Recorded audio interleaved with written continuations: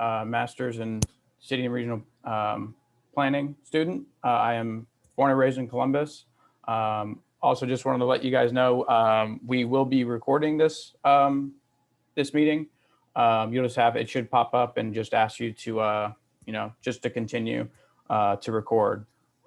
So I'm also going to introduce Kevin. So Kevin, if you would like to go ahead.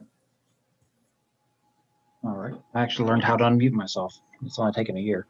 I'm Kevin Buettner, Transportation Director over here at the Ohio Mid-Eastern Government Association, which is the regional planning organization that covers Byesville. The mayor did start a new job. He's a part-time mayor, so he's going to try to join, so he may be a little late. So if you see him pop in, we'll let him say a few words. Just excited to continue this project. I did reach out to a few local stakeholders. I'll introduce them real quick. Debbie Robinson, she's from the Convention Visitors Bureau here in Guernsey County. She's the director there. Mary Beth Sills, she's the director of Cambridge Main Street, which is the next door neighbor to Byesville. And then Matthew Schley, he's the community development director in Zanesville, but he lives in Byesville, wants to be active in his community. So definitely want to invite him. And then my boss, Janet Worsbicki, she's the executive director. She's here, and so is Megan Carmel, our GIS coordinator and transportation planner. All right, thank you, Kevin. And so, like I said, my name is Christian. I'm going to kind of be running this meeting. You'll hear from a handful of us throughout the meeting. I also wanted to introduce Ryan. She is our project manager behind the scenes, keeping us all together. So Ryan, if you just want to introduce yourself real quick. Yep, I'm Ryan. I'm also in my last semester of the master's program of the city and regional planning at Ohio State. I'm the project manager for the studio. So we are just going to present our preliminary findings tonight and get some of your input over the next hour or so. And then if you have any additional comments or anything, I will provide my contact info at the end of the presentation. Thank you guys for being here tonight. And then also throughout, if you do have any questions, feel free to use the chat box, or I think there is a raise your hand function that you can feel free to use if you do have a question throughout. We'll definitely be checking in on that and answering any questions that we can to the best of our ability. So what is some of the things we're going to go through, we're just going to kind of define a multimodal mobility plan. We're going to review some best practices. You'll hear from a few of us here in the studio in regards to transportation best practices. We're going to go over what's called a SWOT analysis, and we'll certainly get into that, kind of define what that is. It'll be a chance for you guys to engage, and then we'll review kind of what the priorities are from your opinion. We aren't from Byesville, so we'd like to certainly hear your input on what the public's priorities for this type of plan is. And then we'll kind of go review some next steps after once we reach the conclusion of this meeting. So to start, what is a multimodal mobility plan? So tonight, we're gathering public input to contribute to the community-wide multimodal transportation plan for your community. And that incorporates active transportation, what's called complete streets, recreation, transit, safety, maintenance, and accessibility, along with an implementation matrix to guide decisions, identify the stakeholders, and then also potentially for potential funding. So the first word, multimodal, we defined it as incorporation of multiple modes or types of transportation into a transportation network. And then mobility, we defined as the ability to move effectively and efficiently through a community. So with that, multimodal mobility plan. So next, we're gonna you're gonna hear, like I said, from some of the students in the studio. We're gonna just review best practices in regards to transportation and things of the like. If you have any questions in regards to anything we say, like I said, feel free to raise your hand, say something in the chat, and we will we'll answer your questions to the best of our ability. And I think Kenny will be starting us off. So take it away. Hey, thanks, Christian, for that. I appreciate that intro. My name is Kenneth Ganter. I am a second-year Master's and Senior Regional Planning student at Ohio State. And I'll be covering a little bit about on-street best practices. Starting off with multimodal main streets. They provide more mobility and accessibility to the surrounding environment for all users. Those users include motorists, pedestrians, and transit riders. On the right side of the slide, you can see the top picture of Galena, Illinois, as an example of their multimodal main street. You can see the lane uses are up to the street, fronting the edges there. And these main streets also provide a sense of community that can attract more businesses and visitors, especially with aesthetics and including civilian participation throughout the village. In the 2-lane street scenario on the bottom right, you can see the median island there. It is to enhance the crossing walk there for pedestrians and also improve the walkability of the village. Next, we have sidewalks. They're dedicated space intended for pedestrian use. They provide that safe, comfortable, and accessible characteristics for all.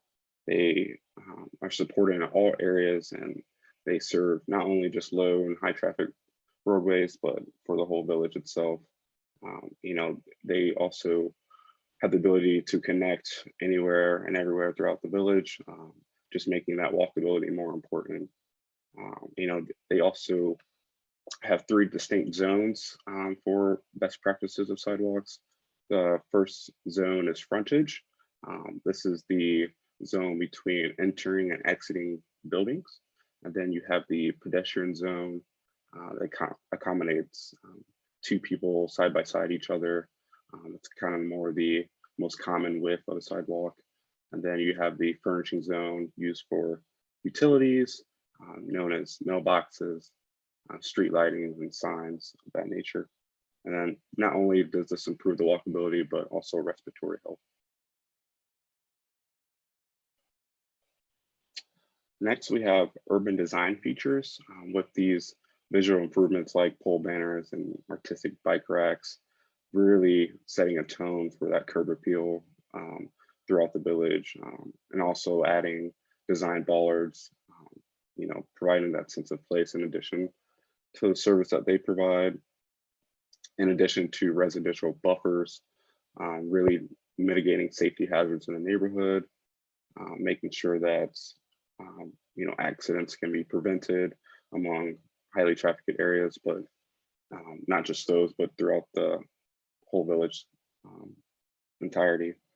Also, in addition to bump outs, these bump outs are created to provide more space or benches, landscaping, bike racks as well, really including that community engagement and social interaction to make it more attractive and more sustainable as well.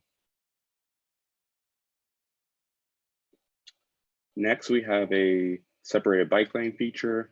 This feature is known for exclusive use for bicycles, really taking away from the sidewalk, making sure that they have their own lane located within or directly adjacent to the roadway, making sure that this lane can provide that safe and comfortable experience for bicyclists on high speeds and high traffic roadways, getting them away from the sidewalk where pedestrians might be walking or using strollers or just using other pedestrians for that use.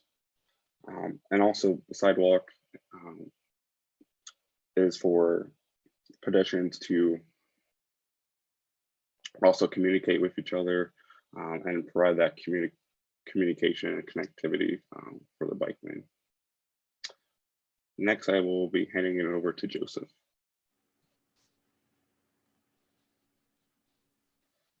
Hello, my name is Joseph Grove. I am also a second-year Masters of City and Regional Planning student, and I'm going to be pivoting a bit away from infrastructural pieces that exist on the street to look more at things that exist off the street. And one of these is shared use paths. Now, shared use paths really just provide a travel area that is separate from the motorized roadway itself. And it really just provides a place for cyclists, pedestrians, people using wheelchairs, joggers, etc., to really just kind of move from place to place and enjoy the environment without necessarily having traffic interfering with that. Now, shared use paths can provide shortcuts between locations, thereby serving as a transportation linkage in and of itself. Or they can also just be used as recreational trails for people who want to get around their house, who want to get out of their homes and really just kind of walk or bike around the community. These paths have a small footprint, and as seen in the top right image, can also display a very distinct rural character. Actually, Yakult, Washington has, I think it's roughly half the population of Byesville. And they are also able to utilize shared use paths very effectively to just create this nice, very scenic trailway. But yeah, overall, they just provide a very fun and low stress experience for a variety of different users, from families to those who are disabled to people who just really like to get out and be moving around the community. Next slide, please. Although creating transportation linkages between different places doesn't really mean much if there is no destination at the end of it. And really amenities or things that make an area worth going to and make it attractive to individuals is really what makes a destination worth going to. And one kind of amenities are social amenities. And these are really just items and aspects of an area that help to welcome and attract individuals to come and use a space. These can include lighting around trails, park benches, covered eating areas, trash and recycling containers, public grills or barbecue pits, gazebos, and for pet owners, dedicated dog areas as well. And many cities host events at parks as well, and these can also be seen as amenities that help to attract people to an area. One specific form of amenity that has helped kind of gaining popularity among certain demographics in recent years are exercise amenities, which are ways to intentionally utilize park spaces for recreation and exercise. These have included freestanding exercise equipment in some places, athletic fields, as well as community-based workout classes and things of that nature. Next slide, please. And then another core aspect of really just creating a friendly environment for pedestrians and cyclists in a city is the downtown. Now, downtowns can help to increase pedestrian activity by really just serving as an enjoyable destination that people want to go to and want to spend time in. And it's really very important to increase foot traffic in downtowns because study after study has shown that higher foot traffic in a downtown area directly translates into higher sales at local businesses, which boosts the local economy and really helps the entire community in that way.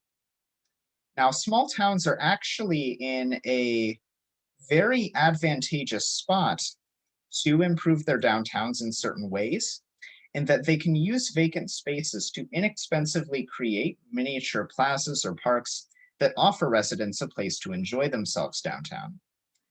For example, if you look at the image on the top right, in the town of Tionesta, Pennsylvania, they took a vacant lot in their downtown area, and by adding various garden sheds to it and various other amenities and features to the place, they created a business incubator that essentially served as a small mall area featuring business startups and a little park area for residents to enjoy, thereby allowing them to really spend time in downtown and really just creating a place that they want to go to and enjoy.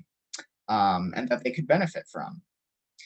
And another aspect of really just increasing pedestrian traffic downtown and making it that destination is mixed-use development.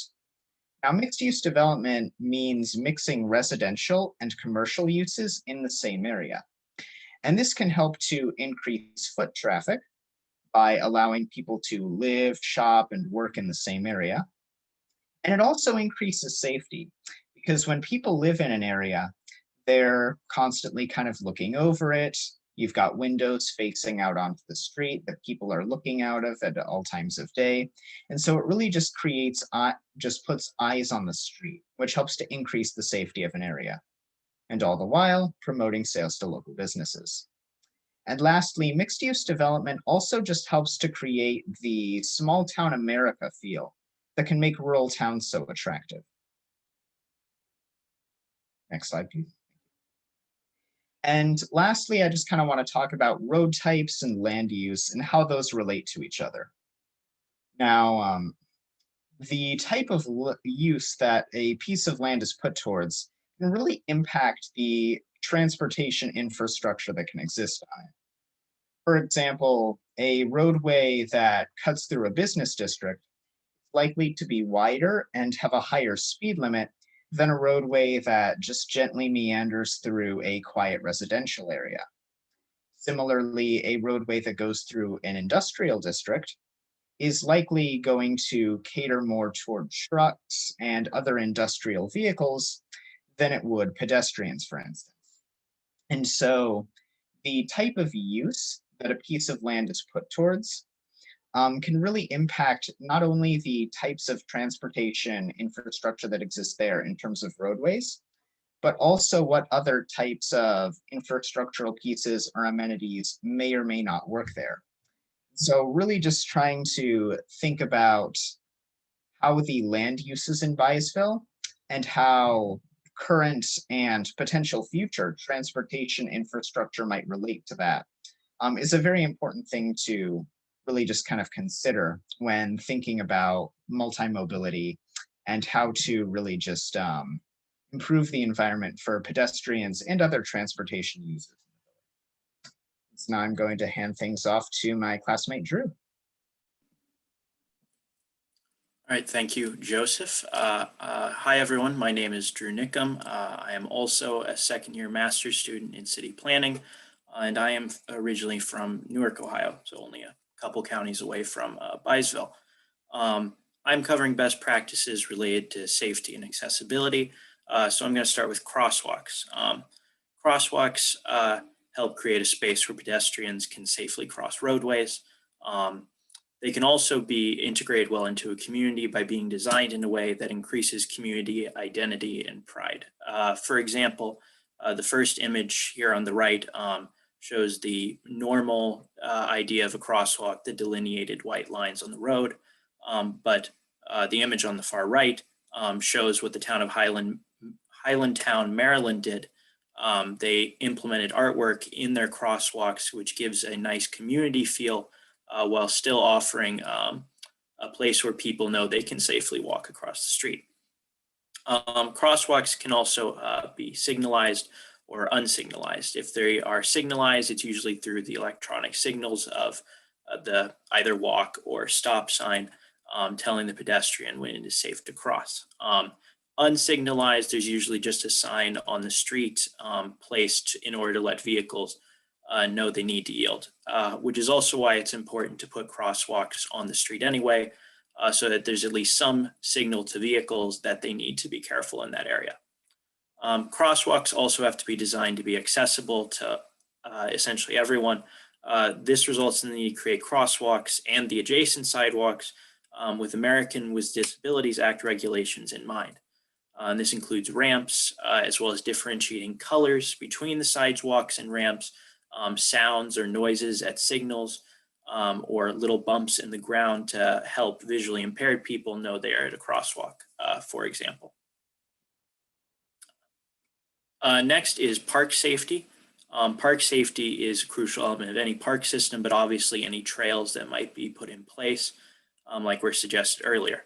Obviously, unfortunately, unforeseen circumstances can happen at any time to park goers. It's important that they have resources to evade threats or contact local law enforcement. A good example of this are emergency call towers, which you usually see on like college campuses, but which can easily be put into park areas or trails. They're a great resource to have available to anyone making use of facilities, especially if cell phones or another form of communication are not an option for any number of reasons. They're a straight line directly to authorities, and their presence usually alone can decrease the likelihood of crime. Also important for park safety is wayfinding signage that not only serves the purpose of easier navigation along paths and telling people where they're going, but it also gives the user a clear path to take in case they need to leave the park in the event of emergency, just to maintain their safety. Next, please, Christian. The next initiative is Safe Routes to School, which is a nationwide initiative to make pathways safer and more accessible for children so that they can walk and bike to school. Excuse me. This initiative includes a lot of different components which can be implemented on their own or together. These can include putting in new sidewalks, crosswalks, bike lanes, signage and signals, ramps, hiring crossing guards, or school zone traffic laws, which would include stuff like lower speed limits. Ultimately, these are all designed to increase safety, but they can also positively affect children's health by promoting exercise and outdoor activity. They also increase accessibility by creating pathways that are ADA compliant. And they can also reduce traffic congestion in and around school zones, as cars would no longer be the only reliable way for people to get to school. And finally, railroad crossings. Safety measures at railroad crossings are essential to preventing accidents, whether or not a crossing has a high or low amount of traffic. The most common of these measures that I'm sure everyone has seen before are signage, lights, bells, and drop gates. These measures can also be integrated with traffic systems or extend to include sidewalk protections where a gate might lower to stop pedestrians from moving as well. The image on the top right shows a town that implemented their system with the traffic light system to increase safety at that intersection. Each crossing is also required by law to have a blue sign that includes emergency contact information, the operating rail company, and a unique ID number in the event they are needed for any incident that might occur at the rail crossing. In addition, towns can also ask the federal government to put in quiet zones, preventing a train from sounding its horn in certain areas. This is designed to reduce noise pollution, but requires that all the other safety measures mentioned be implemented, but this can be a useful thing if trains are going through residential areas where people might be complaining about the noise. On top of that, it is also important to introduce multiple safety measures, mainly as a fail-safe in the event that any one of them might fail, such as lights potentially going out. And now I believe I am turning it over to Megan to do our SWOT analysis. Thank you, Drew. My name is Megan Esselburn. I, like my classmates, am also a second year in the MCRP program, and I'm originally from Coshocton, Ohio, so I am very close to Byesville. So I'll be leading us in this SWOT analysis exercise today. And during this exercise, you can either unmute yourself to speak or use the chat function as questions are asked. So what is a SWOT analysis? A SWOT analysis includes identifying strengths, weaknesses, threats, and opportunities within your city. So you may think of strengths and weaknesses as existing conditions of your city. So, like what are the positives and negatives? Whereas you can think of opportunities and threats as things that will affect the future conditions of your cities. So for opportunities, you can, what can you capitalize on in your city to make improvements? And for threats, what in your city can hinder your ability to make improvements? And so we will start out with strengths.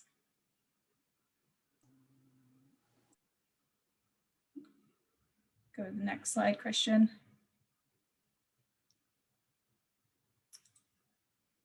So for strengths, can you think of any positive things about Byesville's roads, sidewalks, trails, parks, or other mobility related items? I'm going to adjust the screen a little bit. So any feedback you guys want to give us, we're going to, give me 1 second. We're going to update kind of in real time. And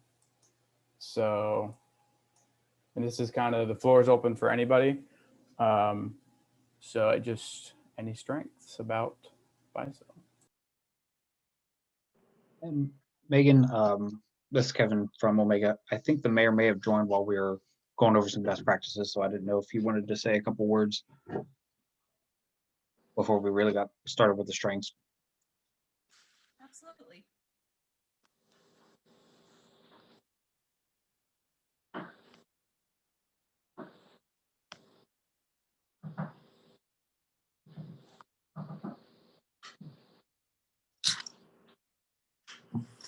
Mayor, did you have anything that you wanted to share with everyone before we move on?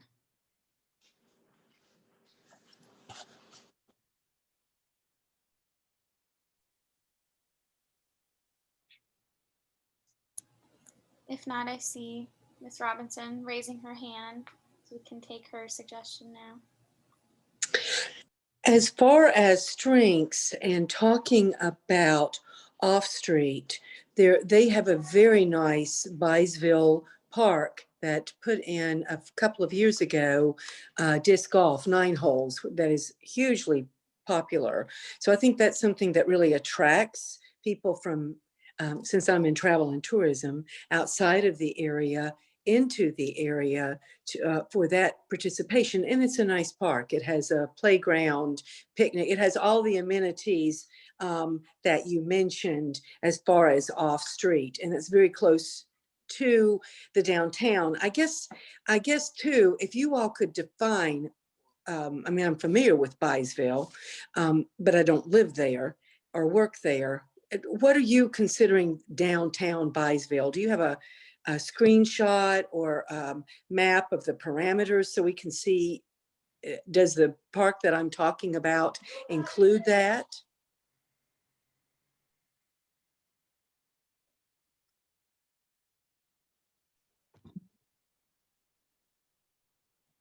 Kevin, do you want to speak to that in turn? I mean, I think we're considering certainly Main Street to be a central core. As far as, are you referring to the park that's in the northern reaches of Byesville? Yes. Okay. So that's, we haven't necessarily identified, we haven't gotten too deep into the, what we're considering the downtown, things of that nature. But I would consider that to be very close to, certainly Main Street is very close to that park. I think there will be a lot of overlapping plans down the line with that area and the park. But Kevin, if you'd like to say anything on that as well. I don't think we would consider it directly downtown, but it definitely is immediately adjacent, and a lot of good connections can be made to that park through the downtown within a block or main intersection.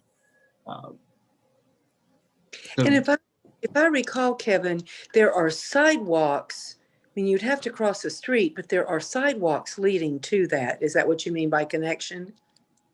There are some that need a little TLC, which this plan would help address. And they are putting in a trail. They did get a grant for a trail, so that'll go in this year inside the park itself. So it's a good starting point, and then we're just trying to figure out how to connect to the rest of the community. Okay, well, anyway, that's what I consider one of the strengths. Thank you, Ms. Robinson. Mary Beth, did you have anything to add? So you have your hand raised. I do, but somebody just knocked at my door. Can you give me like 3 seconds? Absolutely. Okay, thank Matthew, I'm gonna completely mispronounce your last name. Schley? That's fine. No, it's Schley. First, I want to say you guys have done a fantastic job covering a lot of different elements that would go into this, that need to go into this plan. I'm a fairly new resident of Byesville. I just bought a house here, a month or so ago, and my main job is I'm community development director for the city of Zanesville. So I'm very interested in this. And the number one strength I would point out is that Byesville is unique in that everything is condensed. And what I mean by that is while there might not be physical connections or linkages to certain services and restaurants and things of that nature, that doesn't mean you can't walk.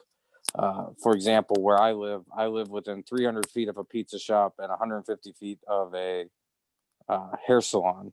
So those are things that pre-exist, whereas like in larger communities and things, that's non-existent. You have to create long stretches of linkages, whereas here there's the opportunity exists to create smaller linkages, which ultimately, as Kevin can say, it increases your chance for grant funding because these things aren't cheap.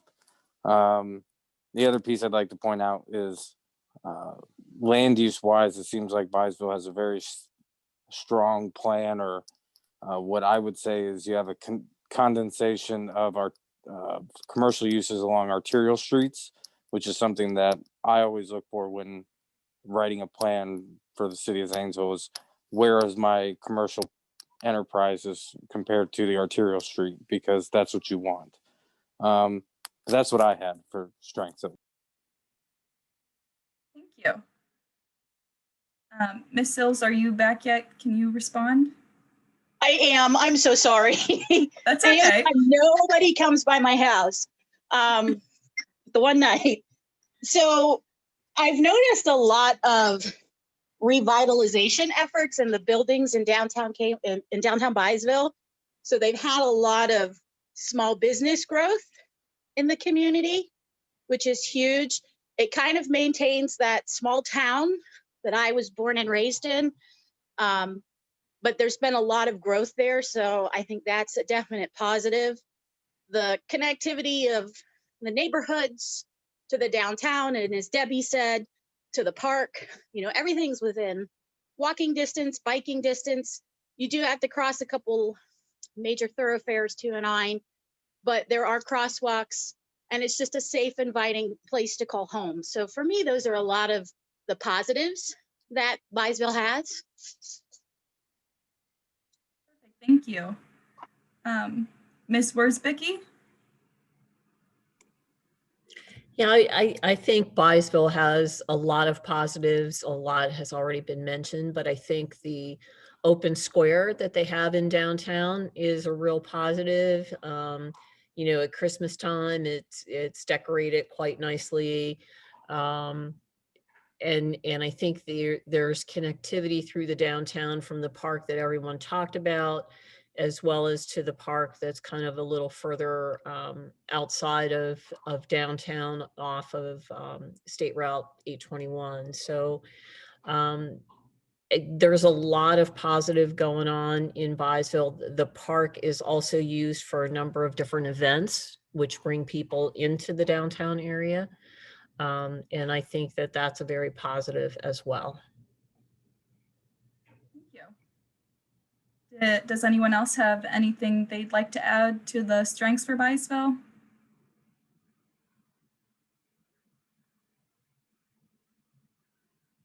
All right, I think we can move on to some weaknesses.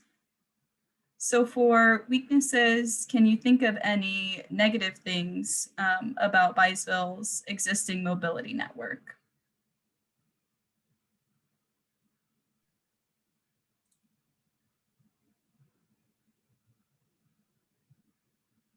Kevin? I would say, and the mayor's told us in other meetings, some ADA compliance issues, either because the facilities don't exist or they do exist, but they might not have curb ramps. So I'd say that's probably one of the more pressing challenges they have. Thank you. Mr. Schley? I would say roadway design. There are a number of streets that I have noticed that are not made for pedestrian traffic. They're designed around cars. Residential neighborhoods with streets that are 35, 40 feet wide. that could be reduced in size, which would ultimately reduce speeds and increase pedestrian safety. Perfect, thank you.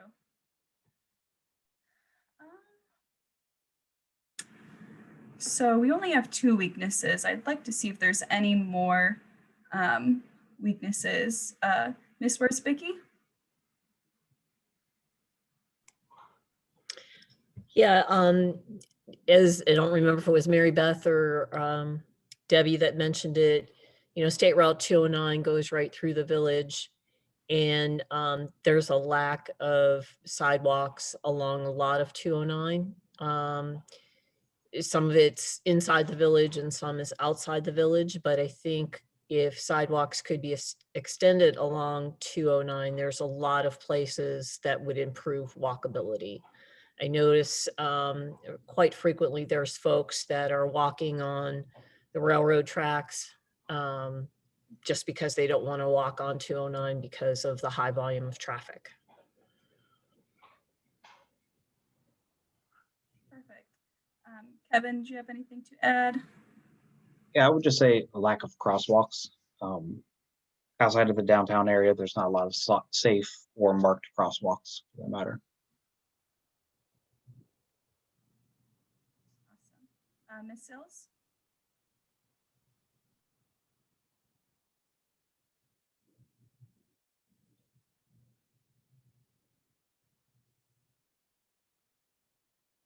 Mary Beth Sills, did you have anything you wanted to add to the weaknesses? I don't know if it's still an ordinance on the books, but when I was growing up, there was an ordinance against riding bikes on the sidewalks. So if that's still in place, there's really no safe like bike routes or designated bike areas for folks to ride their bicycles. And a lot of kids ride their bikes to school, the elementary school there in town. So that's a definite negative. Yes, that would be. Does anyone else have anything they'd like to add to the weaknesses before we move on to opportunities?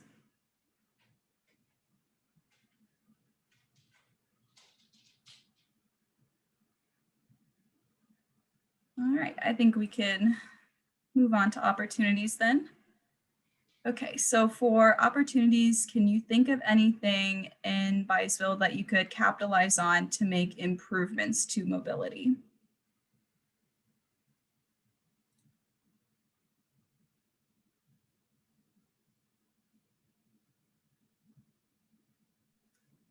Mr. It's Mary Schley? Beth. I would add that bike lane especially for the kids riding to school. I think that's a definite plus. Maybe an upgrade improvement. I love the gazebo area, but there's a lot more they could do there.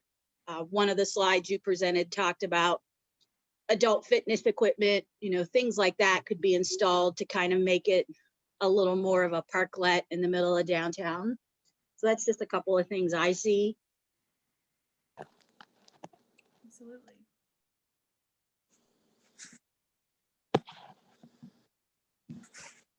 Mr. Schley?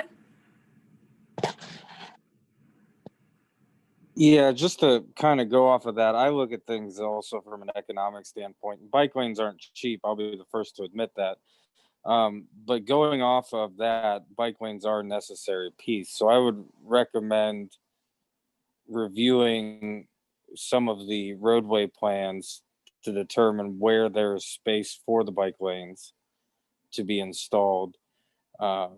Really what you need is a gallon of paint, quote unquote, and a crew with some measuring tape, and you can easily install bike lanes along these areas. And the other piece I would add in is reviewing unused and unkept alleys as potential linkages for pedestrian traffic. There's one right behind my house that is closed, and it could be easily used for pedestrian traffic. It's not vacated, just closed. I would never recommend vacating an alley in that situation, but then instead of building large trails, you could just use the alley and create those linkages that way. Perfect, thank you. Kevin? I would say since it is an older village, that there's already some existing infrastructure there. So this isn't a full scale retrofit or anything that, in a lot of places, it's just one or two properties don't have sidewalks, and then you have 3 or 4 that do. So it may not cost as much to get a full system put together. Absolutely. Ms. Robinson? Okay, I'm going to dream big. On the end of town, we at one time had an operating, what the community called a tourist train, the Byesville Scenic Railway. But if you look at that, around it, if we were preparing for that to ever come back, again, more sidewalks so that people can park in town and walk to it. There is some parking. I remember people used to park across the street at the bank. So in building up that area for perhaps a return of the Byesville Scenic Railway, for those of you who remember it, it brought over the 10 years in its existence, maybe a little bit less, thousands of people into town, and volunteers ran that and did it very well. So keeping an eye in the future for planning and pedestrian areas around that, a bike rack. I don't think they had a picnic area, but maybe dressing that up a bit for future opportunities there. Thank you. Ms. Worsbicky? Just to echo Debbie's comments, that scenic railroad was awesome. I know even as a local, we did it a few times. It was always a lot of fun. But I think the gazebo or the square area is a real opportunity. The one slide that you had showed the one community using it as like a mini incubator. And I could see Byesville doing that. And then that's going to increase, you know, the volume of people downtown. So I think that that's going to be a tremendous opportunity for the village to build upon that as well. Perfect, thank you. Does anyone else have anything they would like to add? Yeah, this is Kevin.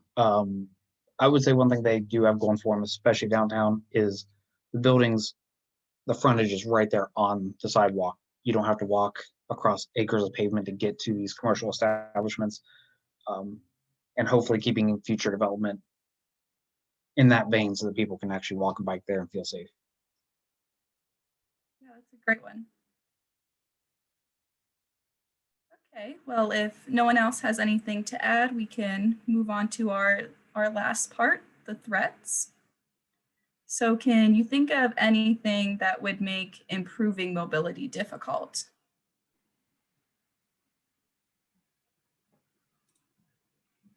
Mr. Schley? Yeah, the first thing that pops into mind is something we deal with a lot, and that is zoning laws and property owners.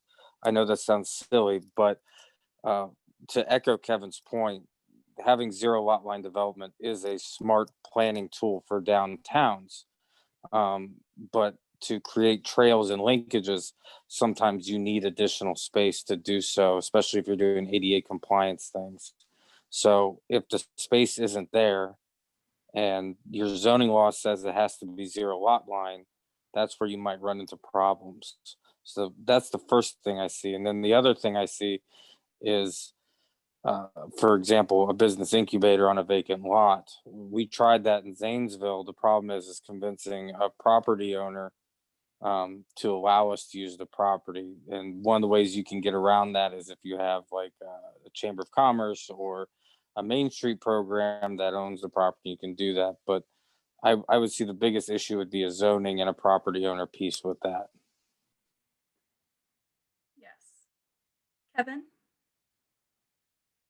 Well, I'll say what everyone is thinking but won't say is funding obviously is going to be a threat, and the scarcity of that. And another one that I was kind of just thinking of while sitting here is not necessarily just the property owners, but sometimes the residents of the village as a whole. Sometimes it's council they're reticent to see change.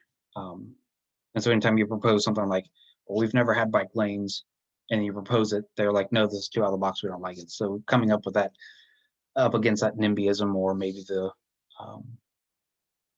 just reluctant to change, but sometimes when they see examples from other places, they can be convinced. Yes. Does anyone else have anything they'd like to add to the threats?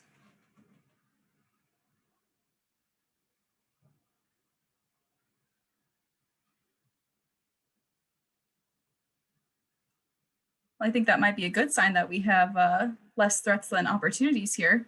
If no one has anything else they'd like to add, I think, Christian, we can take over and move on to identifying the priorities for this plan.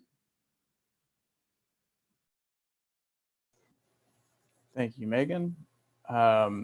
So, you know, I think certainly when we touched on the opportunities section of that analysis, I definitely heard some things, at least that were mentioned that I could figure or should be focused on priorities, you know, as we go through this plan. But certainly re-mention those if they're of interest, but also anything that has been mentioned, just so, you know, we can know where your head's at. What would you like us in specific to, or even in general, to kind of focus on as we move through this plan? I'd love to hear anything that you certainly repeat, or, you know, something that hasn't been mentioned.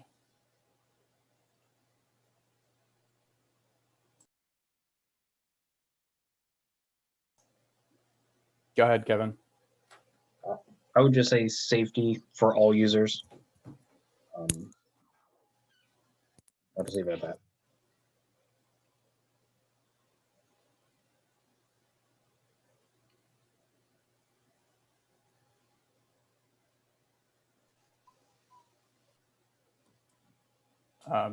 Go ahead, Matt. I would say linkages between residential and the downtown.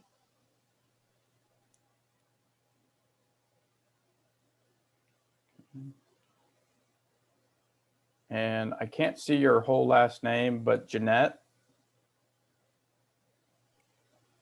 Actually, Matt said what I was going to say would be the. Okay.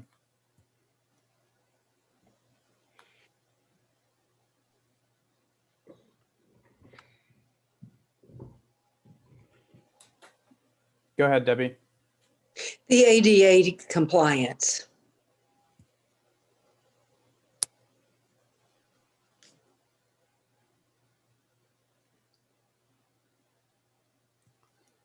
And we had listed out 4 when we made this presentation. I'd love to get that 4th, but if there's no others, certainly no trouble. But if anyone else has anything else. I'd say maybe don't forget transit. They do have a, not currently running, but in a non-COVID world, they do have a loop, a fixed loop for a local transit company. So users of that need a safe way to get there and get home.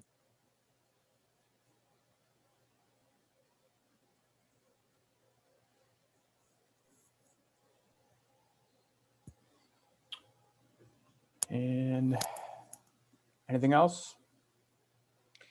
I guess I'd like to expand on the linkages, not just between residential and downtown, but you know, maybe more connectivity to the parks on either side of the village.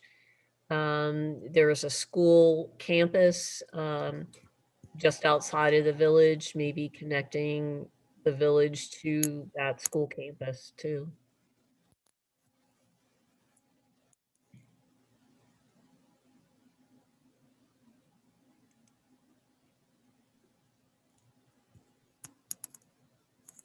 And you guys will get sick of hearing from me, I swear. But also just connecting, because right now the 2 main state routes kind of bisect the community and you can't really safely get across them. So the north and the south side of the village don't really have a lot of interconnectivity.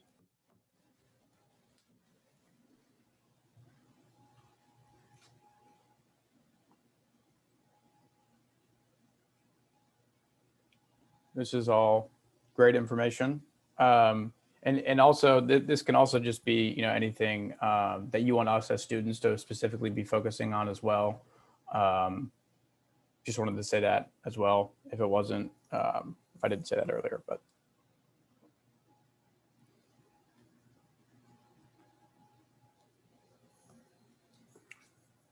And we're going to provide some contact information, you know, at the end. So if you think of anything, you know, outside of this meeting, feel free to let us know. But if we don't have anything else at the moment, we can continue on. And I will go back to kind of a larger view. Give me 1 second.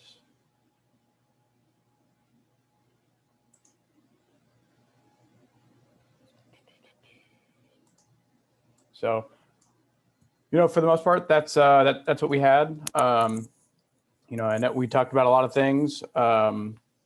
We reviewed a handful of best practices between, you know, on-street things, off-street things, as well as safety. And I think some of the answers that were provided throughout that SWOT analysis were reminiscent of some of those factors. So that was, you guys provided fantastic information through that. It was very, very beneficial. So basically what we're going to do, you know, between now and next time, we'll be breaking down those comments. We're going to be looking at you know, existing conditions of Byesville, and then ultimately, you know, creating that multi-modal mobility plan. So I think we're going to throw the survey. We also created a survey. It'll be open for about a week. I think Ryan posted it in the chat. Certainly, if you guys have time this evening, you know, go ahead, enter any information in there. Certainly share it with others. It's on our website, as well as the link is in the chat right now. And then I think our next meeting, it looks like it will be, we're going to be, you know, meeting with the mayor, as well as, you know, with Kevin throughout, kind of presenting some of our drafts throughout. But our next kind of public meeting, like, you know, in this type form, I think it will be, looks like April 7th. But certainly we can be contacted in the meantime.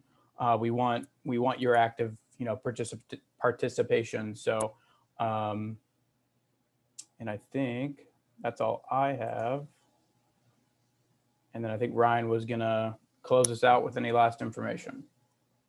Yeah, I just wanted to, again, thank all of my classmates for a great presentation tonight. Thank everybody who came and helped provide some input and insight for us as we start making this plan for the semester. So up on the screen is a link to our website where we're going to keep updating you guys throughout the semester on our progress on the plan. You can also find the link to the survey on there. So not only are we encouraging you guys to fill it out, but please share this link, especially throughout the village of Byesville. We really want to hear from residents and get, you know, the people that are going to be affected by this plan to be contributing to the input that we're taking into consideration. So please feel free to share that link. Again, here's my email. If you have any follow-up thoughts or questions or comments or concerns that you want to send our way, please take down my email, open line of communication throughout the semester. So email me at any time, or the mayor as well. His email is up here too. So again, thank you all for coming. If you have any last comments, feel free to share now.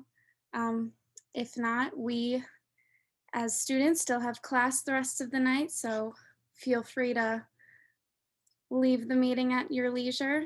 But yeah, thank you for participating tonight. We really appreciate your time. Thank you, everyone. You guys did a great job.